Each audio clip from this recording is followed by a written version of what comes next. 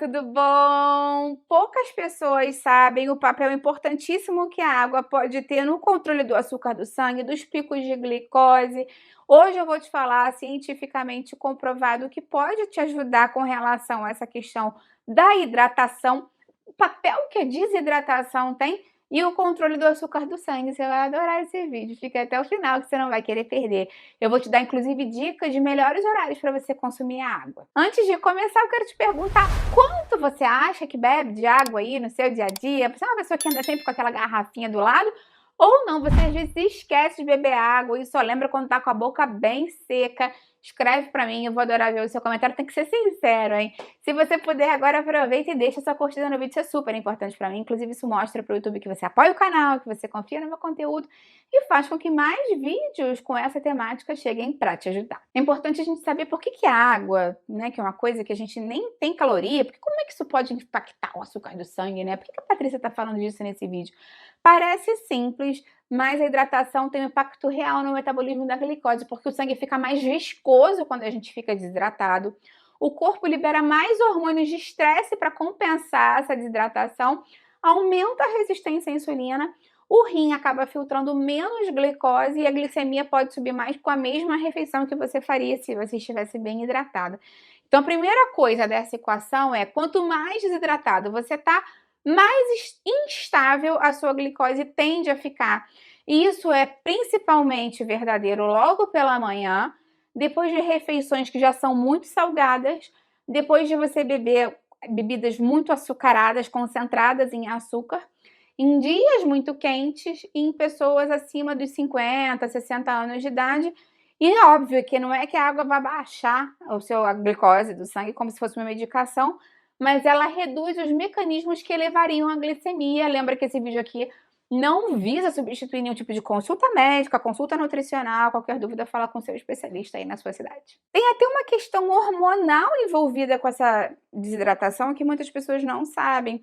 Quando o corpo detecta essa desidratação, ele libera o hormônio antidiurético, que é também conhecido como vasopressina, que ele aumenta a gliconeogênese, ou seja, a produção de glicose pelo fígado, dificulta a resposta da insulina e tende a elevar a glicemia basal. Esse hormônio é secretado justamente porque ele quer prender o xixi, né? Ele quer evitar que você produza e elimine mais água através da urina. Só que essa desidratação acaba puxando o açúcar para cima. A hidratação adequada ajuda o corpo a trazer a glicemia para níveis mais estáveis, e isso é fisiologia pura, que já foi demonstrada em diversos estudos metabólicos. Tem algumas pessoas que relatam sentir como se fosse a glicose cair depois de beber água. Então, por que isso acontece? Porque quando a gente se hidrata, o volume de sangue aumenta, a viscosidade do sangue diminui, os rins voltam a filtrar melhor, a glicose circula com mais eficiência e a própria resposta à insulina pode melhorar. É uma normalização fisiológica.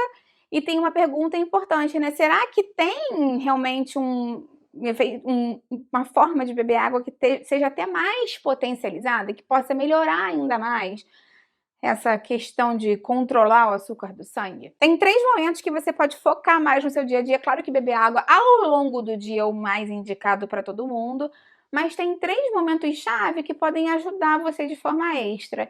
Primeiro é o acordar, né? Porque a gente já passa 7, 8, 9 horas em jejum, sem ingerir líquidos, né? O tempo inteiro que você está adormecido, você não está ingerindo água. Então, nesse período, o hormônio antidiurético normalmente sobe, a circulação fica mais lenta e a glicemia tende a vir mais alta. Então, um copo ao acordar já vai auxiliar a reduzir a concentração sanguínea de glicose, melhorar a perfusão e otimizar a resposta metabólica antes daquela primeira refeição que a gente já faz pela manhã. Outro momento muito importante é de 15 a 20 minutos antes das refeições principais, porque os estudos já mostram que quando você começa uma refeição hidratado, vai melhorar a sua saciedade, né? O centro de fome e o centro de sede são bem próximos do nosso cérebro. Isso pode ajudar a diminuir a ingestão de alimentação, o que já ajuda a evitar consumir uma grande quantidade de alimentos que possam alterar a glicemia. E pode até mesmo diminuir picos glicêmicos pós-prandiais, depois de alimentação indiretos. Então, de uma forma muito interessante, pode te ajudar. Um terceiro momento importante também é quando o seu corpo já dá sinais de desidratação e você já pode associar isso normalmente a um calor intenso, né, quando você já suou muito, quando você bebeu muito café, o que na verdade nem é indicado que a gente faça, mas eu sei que muitas pessoas fazem isso no dia a dia. Se você teve uma grande ingestão de bebida alcoólica, que também não é indicado para quem vive com diabetes, porque pode, além de tudo, né, desregular os níveis de glicose de uma forma perigosa para você, além de te desidratar. Quando você consome refeições muito salgadas, então a água, nesses casos, ajuda o corpo a voltar ao equilíbrio. Muitas pessoas me perguntam também: "Patrícia, mas será que tem algum jeito errado de consumir água?". Água é só água, né, não vai fazer mal. Agora, tudo em excesso faz mal, gente. Até o que faz bem em excesso pode fazer mal para algumas pessoas. Então, tomar uma quantidade absurda de água de uma vez só, 1 litro, 2 litros de água para compensar alguma coisa, pode diluir os seus eletrólitos, pode ativar uma resposta de estresse no seu corpo, aumenta a diurese de uma forma muito rápida e pode reduzir a estabilidade metabólica. Então, foi o que eu te falei no começo do vídeo, o ideal é você ir bebendo água ao longo do seu dia, um copo, depois outro copo. Uma dica bem legal que eu gosto de dar é: se você foi urinar, foi ao banheiro, fazer xixi, aproveita e já toma um copo d'água, você vai estar mantendo, assim, o seu ritmo sempre constante ao longo do dia. Então, um detalhe muito importante para quem tem problema de controle do açúcar do sangue é a saúde dos nossos rins, né. O rim é responsável por eliminar a glicose quando está muito alta na corrente sanguínea, mas ele só vai funcionar se ele estiver bem hidratado. Então, em pessoas com diabetes, uma desidratação leve já pode reduzir a filtração do rim, prolongar uma hiperglicemia sem necessidade e aumentar o risco de cetose em casos mais específicos, principalmente em quem vive com diabetes tipo 1. Então, é óbvio que eu tenho que te falar, né, que a água não vai substituir nenhum tipo de remédio, mas sem água suficiente, o corpo também não consegue trabalhar da forma como ele deveria, como ele estava programado para fazer. A água não vai fazer nenhum tipo de milagre, mas ela é fundamental para que o seu corpo funcione de uma forma equilibrada e não só para o açúcar do sangue. Algumas pessoas também querem saber se existe uma quantidade ideal de água para todo mundo, e assim, não tem receita de bolo, né, para todo mundo.